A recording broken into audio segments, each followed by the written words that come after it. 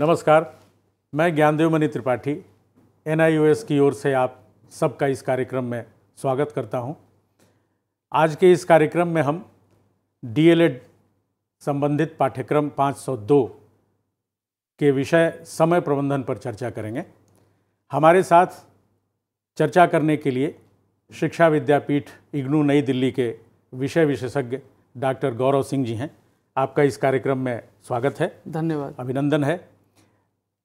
समय प्रबंधन, जैसा कि हम सब जानते हैं, समय की महत्ता बराबर से स्वीकार की गई है और यह माना जाता है कि जो 24 घंटे का समय मिला है वह 24 घंटा छोटे या बड़े का ख्याल नहीं करता, उम्र का ख्याल नहीं करता, बल्कि हर किसी को एक जैसा ही उपलब्ध होता है। लेकिन आज के भागते भौतिक युग में जहाँ समय, कई कार्यों के लिए समय कम पड़ रहा है और हम एक तरह से उस दौड़ में शामिल हैं जहां समय के हर क्षण का यदि सदुपयोग न किया जाए तो लक्ष्य को प्राप्त नहीं किया जा सकता। शिक्षा के क्षेत्र में भी ऐसा ही है। इसलिए आज के दौर में समय प्रबंधन हम सब के लिए एक महत्वपूर्ण मुद्दा है और इस मुद्दे पर चर्चा करने के लिए हम गौरव जी से आग्रह करते हैं कि वे सबसे पहले हमें यह बताएं कि समय प्रबंधन की आवश्यकता क्यों है। बहुत बहुत धन्यवाद ज्ञानदेव जी। जैसा कि आपने कहा कि समय प्रबंधन की आवश्यकता जीवन के प्रत्येक क्षेत्र में पड़ती है और आपने बहुत अच्छा बात कही कि 24 घंटे सभी के लिए बराबर होते हैं, प्रत्येक व्यक्ति को लगभग समान समय उपलब्ध है, परंतु हम उस समय का अधिकतम उपयोग कैसे कर पाते हैं ये हमारी योग्यता और क्षमता पर निर्भर करता है।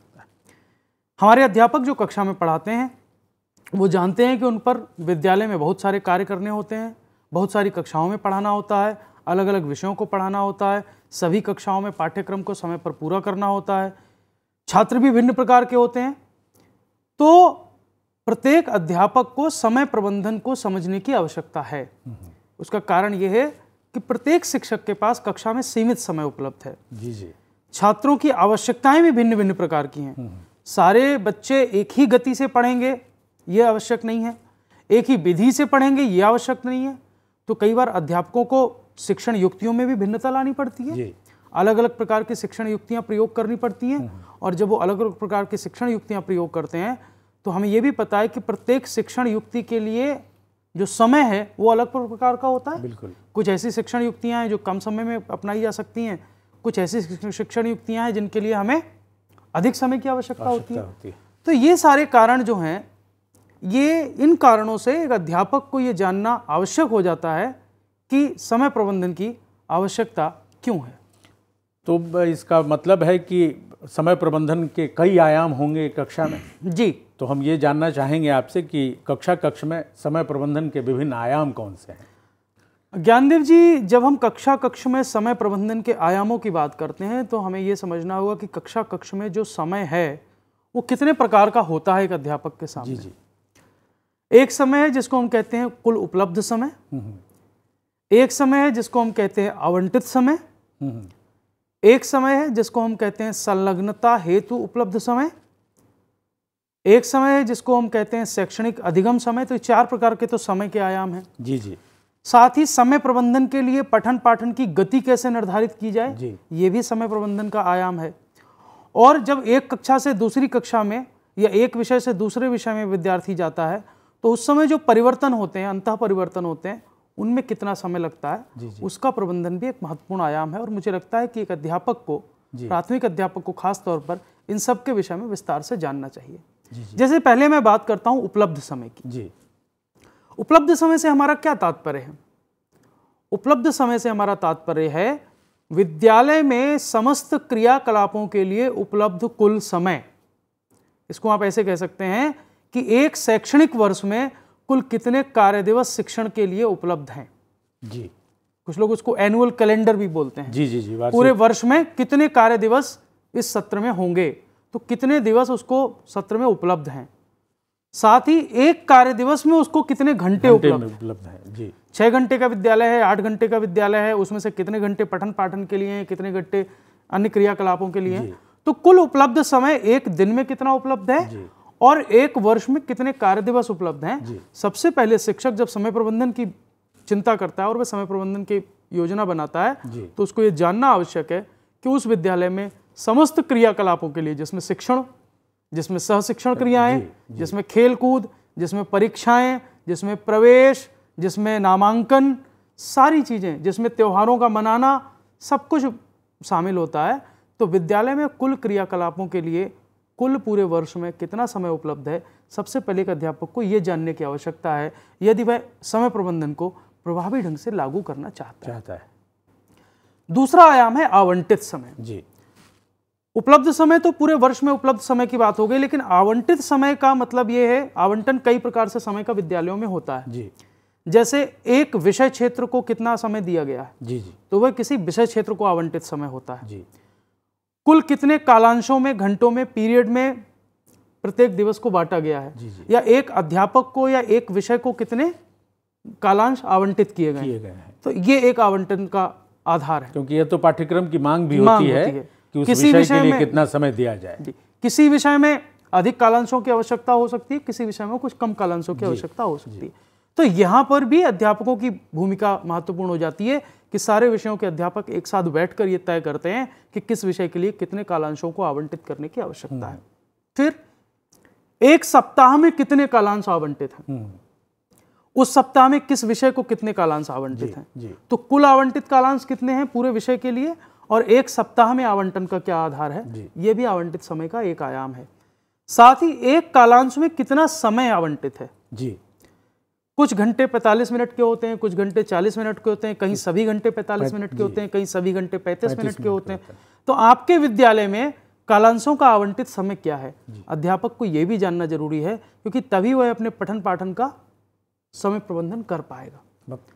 आवंटन का एक और आयाम है, एक विषय के शिक्षण में कुछ सैद्धांतिक आयाम होते हैं, कुछ प्रायोगिक पक्ष होते हैं, कुछ पाठ्य सहगामी क्रियाकलापों का भी उसे आयोजन करना है।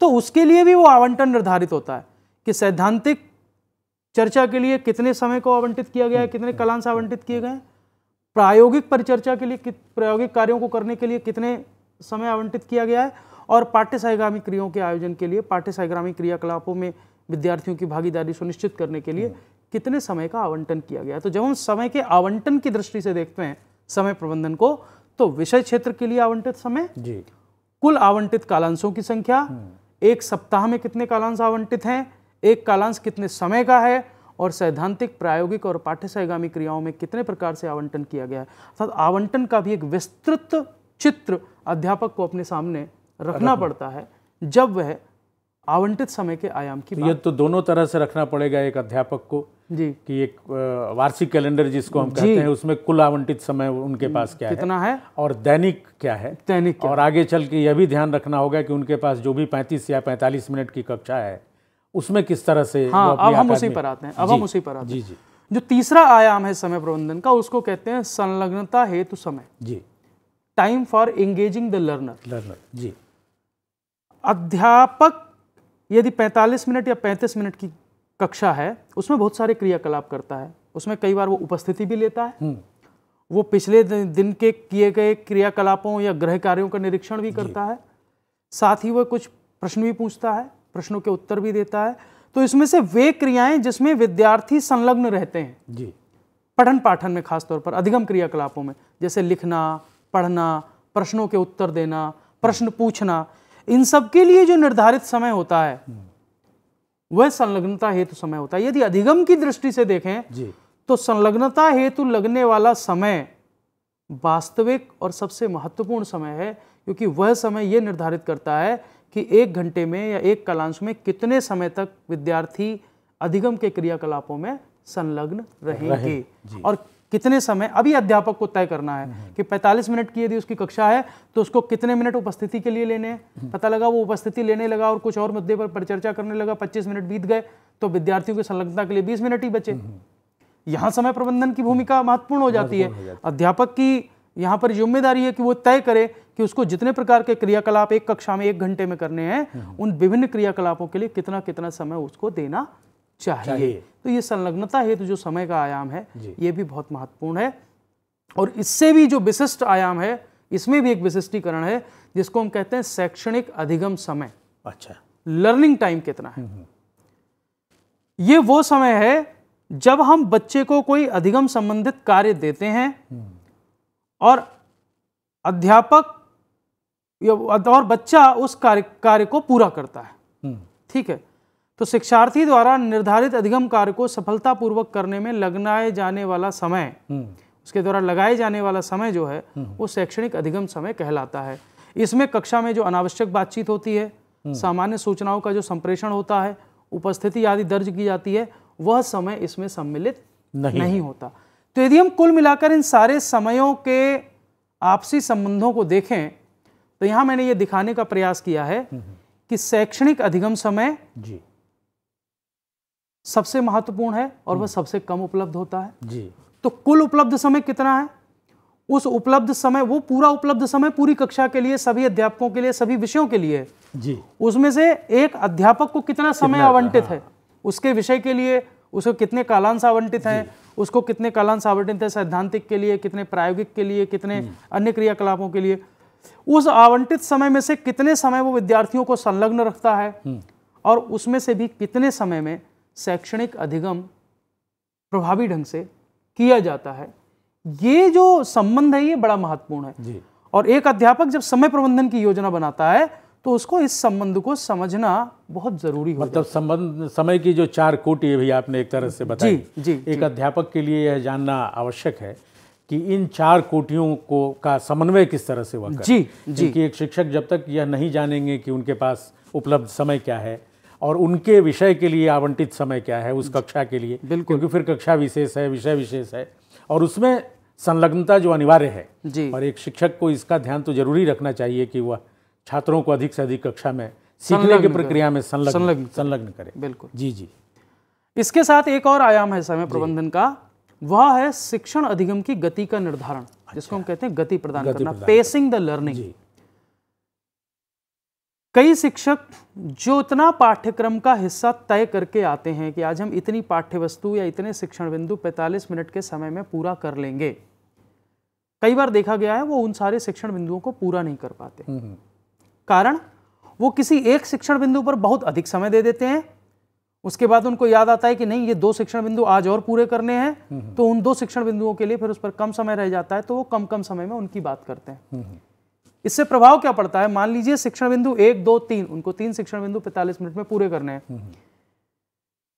एक शिक्षण बिंदु के लिए उनके पास 20 मिनट का समय है, दूसरे शिक्षण बिंदु के लिए 15 मिनट का समय है, तीसरे शिक्षण बिंदु के लिए 10 मिनट का समय है। लेकिन यदि पहले में ही 25 मिनट लग गए जी, या पहला ही आपने 10 मिनट में खत्म कर दिया और दूसरे वाले को आपने 25 मिनट दे दिया, क्योंकि ये समय निर्धारण आप कैसे करते हैं, किस शिक्षण बिंदु को कितना समय देंगे, ये अध्यापक निर्धारित करता है उस शिक्षण बिंदु के महत्व पर।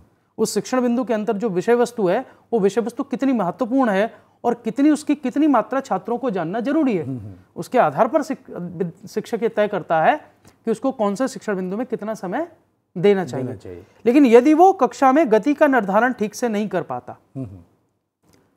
तो विषय वस्तु को ठीक प्रकार से पूरा नहीं कर पाता, इसलिए गति प्रदान करना आवश्यक है।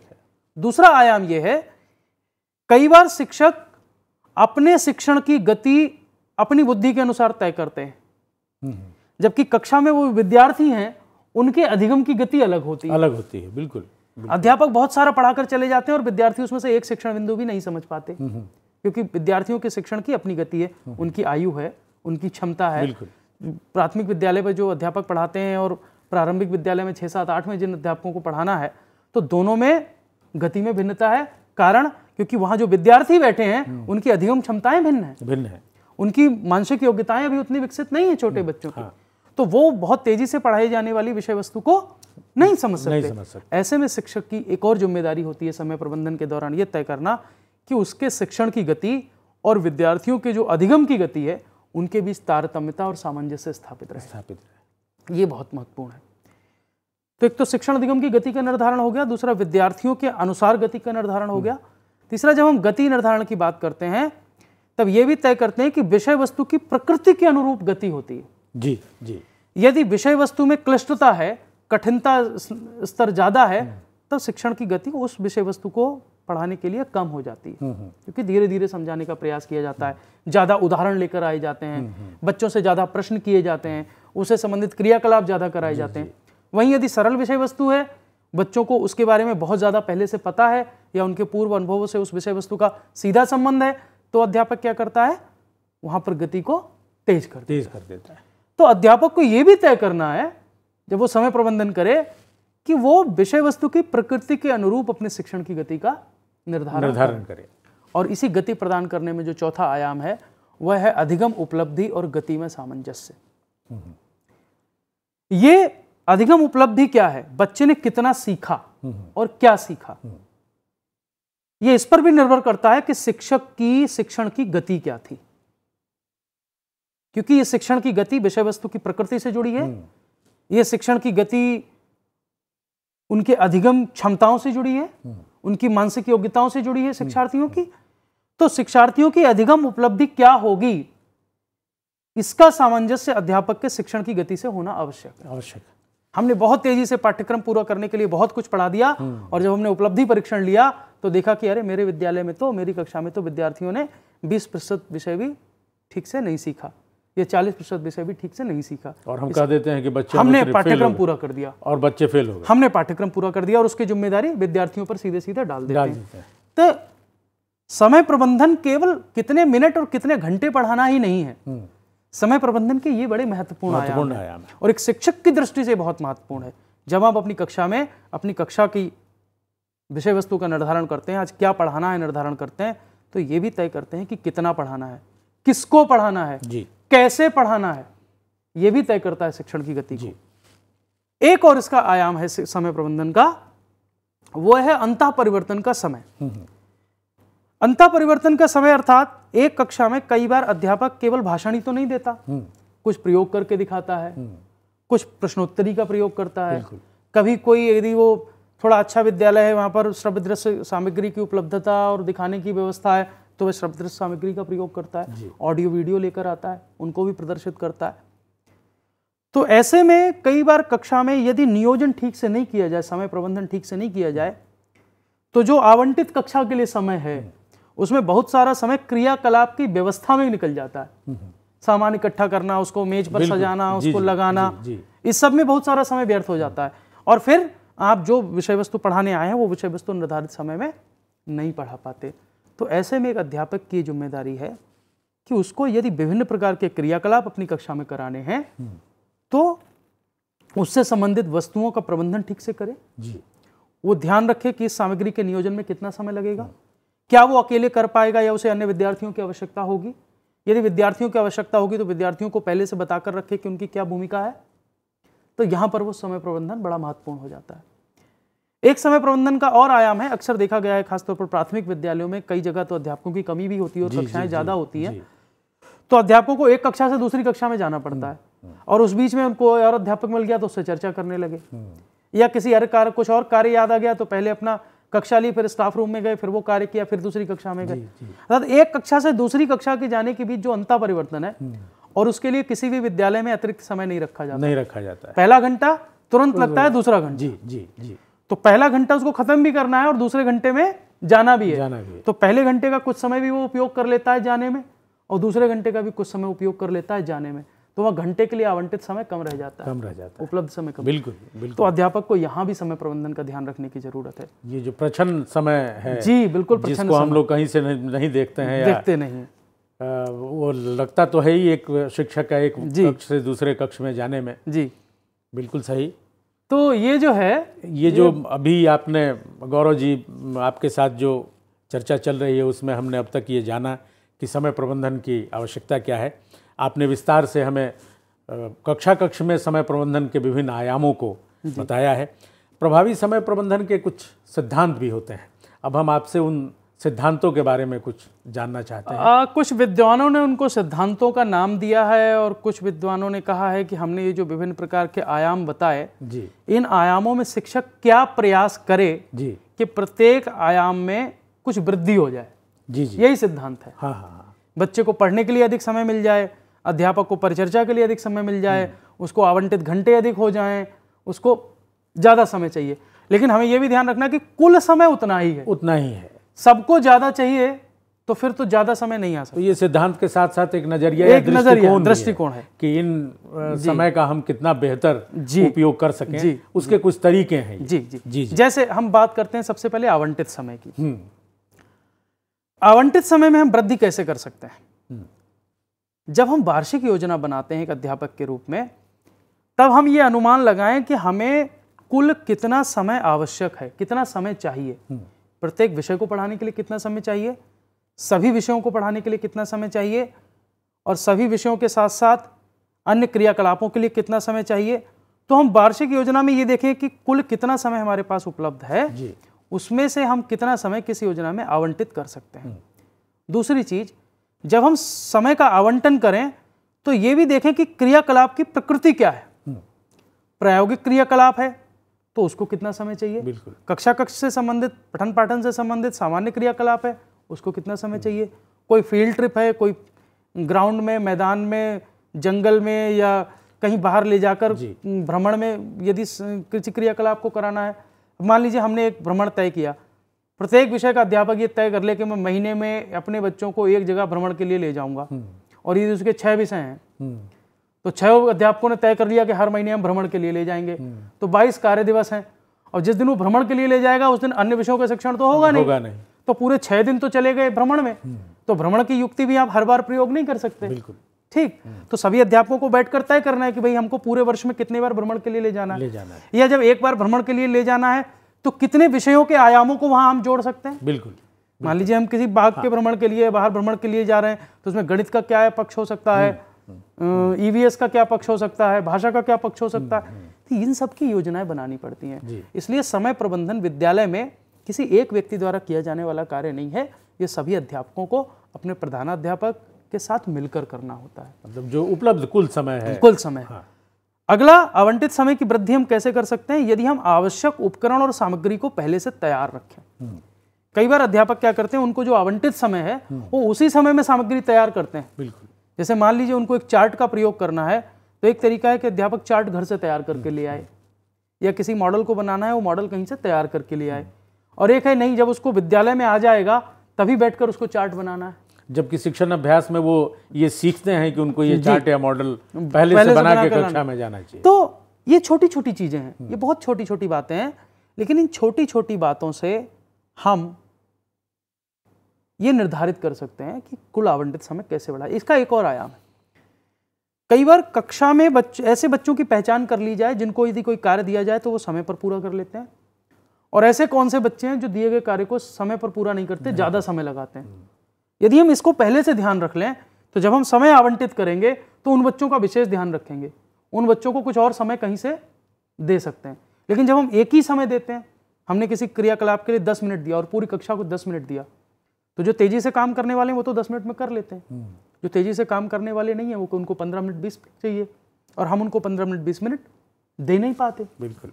तो क्या होता है, वो बच्चों का काम अधूरा रह जाता है, उनका अधिगम अधूरा रह जाता है।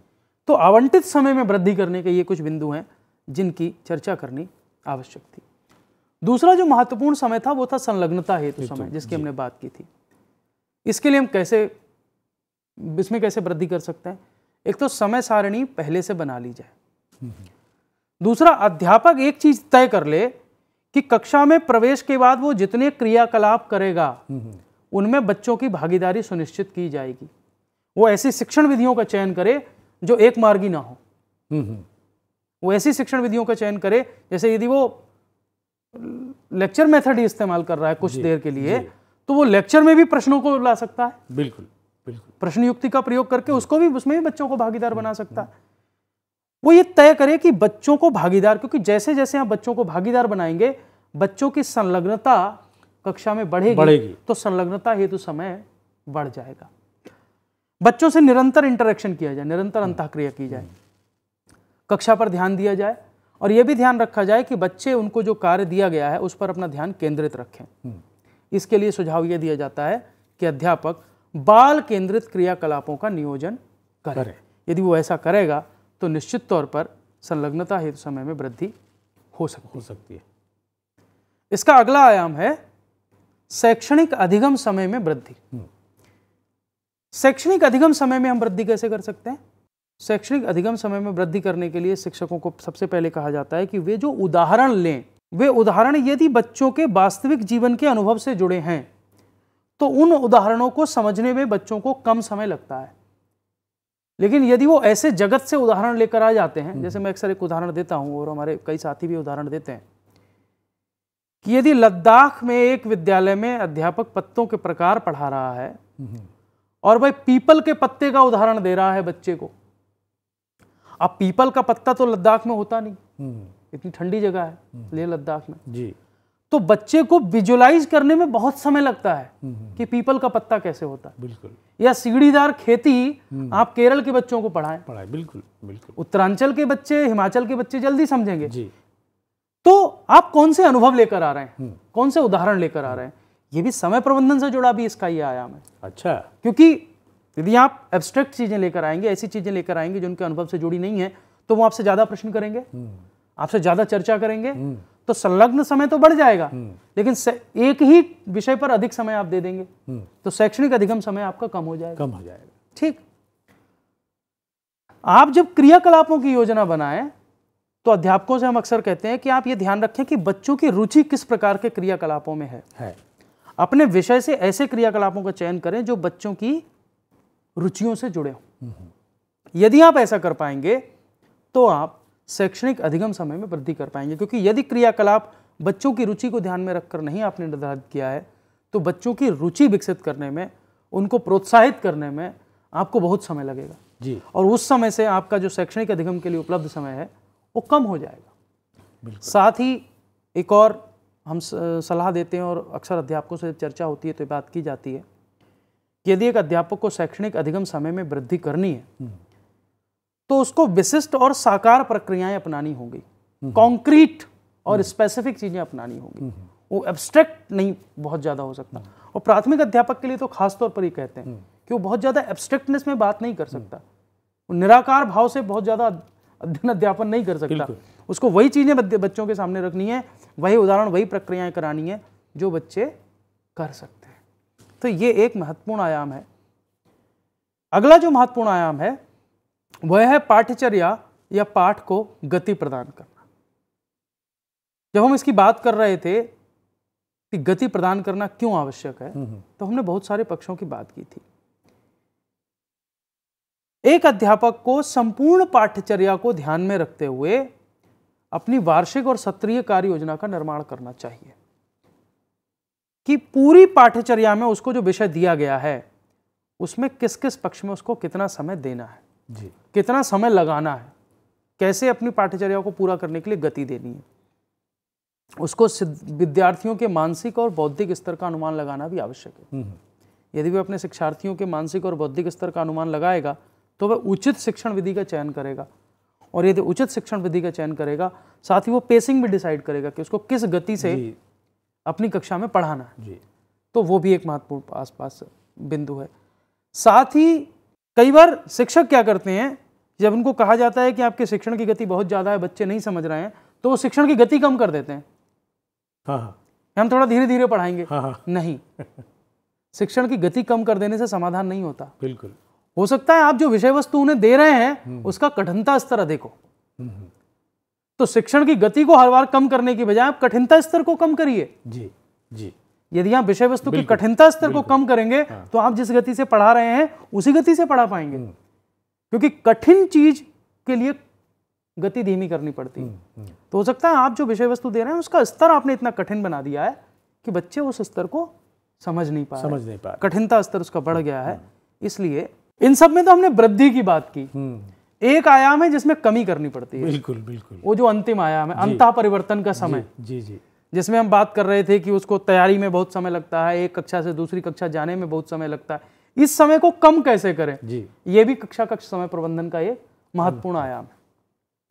इसके लिए अध्यापकों को हम कहते हैं कि वो अपनी अध्यापन सामग्री जो है, जो आवश्यक सामग्री है, उसकी पूर्व से तैयारी करें।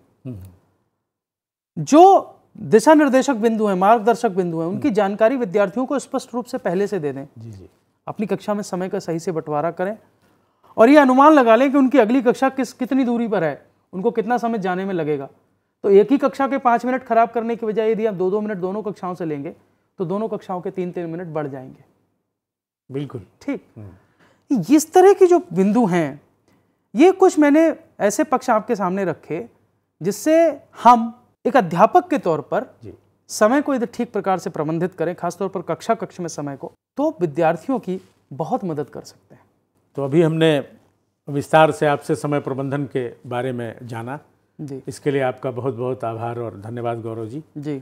और अपने सभी शिक्षार्थियों का जो डीएलएड पाठ्यक्रम से जुड़े हुए हैं उनका भी धन्यवाद। और आपसे आग्रह है कि समय प्रबंधन संबंधी जिन पर हमने आज चर्चा की उन पर अमल करें, उनका प्रयोग करें और अपने विद्यालय के अनुरूप, अपनी कक्षाओं के अनुरूप समय प्रबंधन की जो आवश्यकता है उसको ध्यान में रखते हुए विद्यालय स्तर पर, कक्षा के स्तर पर और विषयगत रूप से भी समय प्रबंधन करने की कोशिश करें। एक बार आपका फिर से बहुत बहुत आभार और धन्यवाद। आप सबका बहुत बहुत धन्यवाद। धन्यवाद।